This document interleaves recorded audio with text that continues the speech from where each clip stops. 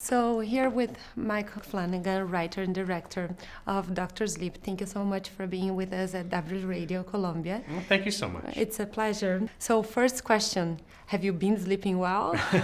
No, not at all. I have not been sleeping well for the last couple of years. But in particular, this project was the source of an awful lot of anxiety for me. So I haven't really slept in a while. I'm only just now starting to feel like I can relax a little, and that's just because there's nothing left for me to do, really, but kind of let it go out into the world. Most of your work has been into horror movies. Mm-hmm. What attracts you the most in this genre?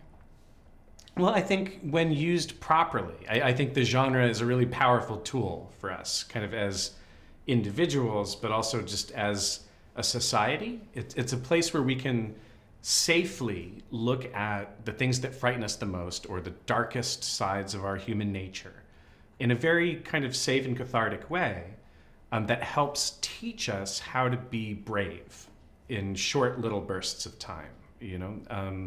I think that's kind of a way that the genre can be exercised for character. Not only for us as individuals, but for our culture and our society. It's I think very important that way, especially in a world that can be so frightening. Well, what is more frightening, right?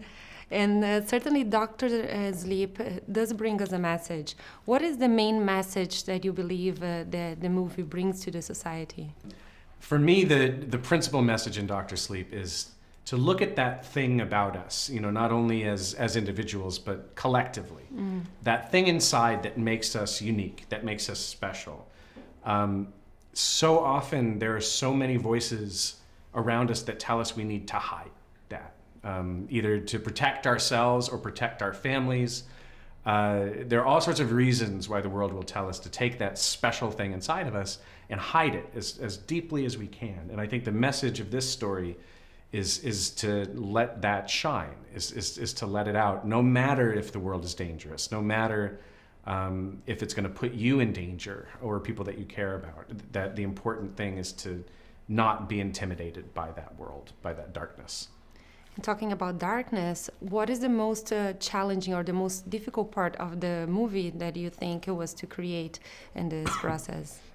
The hardest part was trying to kind of figure out how to reconcile the text, not only the Dr. Sleep novel, but the novel The Shining, the original Shining, with the cinematic universe of Stanley Kubrick's adaptation, which in its own right has become this kind of cultural phenomenon that is, for a lot of people like myself, defined genre cinema. The stories that are unfolding in that film and in the books aren't necessarily in sync, and it was really difficult to try to find a way to try to bridge those gaps and to try to kind of unite them all into one cohesive story. That was the hardest part. And do you believe that Doctor Sleep can be a platform for people that are not used to the genre to have their first step and start watching more and understanding a little bit more of these messages that you're trying to show with your movies? Yeah, I do believe that, and thank you for asking that. That's a great question. I would love it if this film could turn into kind of an introduction for certain viewers, into the genre or into the world of Stephen King or into the legacy of Stanley Kubrick. If this could help lead people to that who haven't experienced that yet, what an honor it would be to be able to be a tour guide, like that for a little bit. It was important to try to make sure that the film would stand on its own and be accessible to viewers, whether they were familiar with King's universe or Kubrick's film or not. And I think the way that works is through Abra, who very much is kind of receiving the baton and the responsibility of this whole franchise and storyline from Dan Torrance. So I think she's a great way in for people who might not be familiar with this world. To soften a little bit the scenery. Yeah. What's the biggest difference between Doctor Sleep and your other horror movies? Oh, wow. Well, I think the biggest difference from my perspective anyway was just the size and the nature of the shadow that this movie would always kind of live in, The others, even when I've adapted Stephen King before, the other projects could very much stand on their own. They were really only kind of going to be compared to my other work or to similar films within the genre.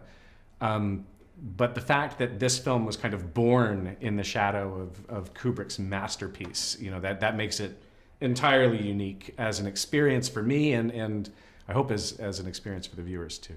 Thank you so much for being with us. Of course. Thank you so much for having me.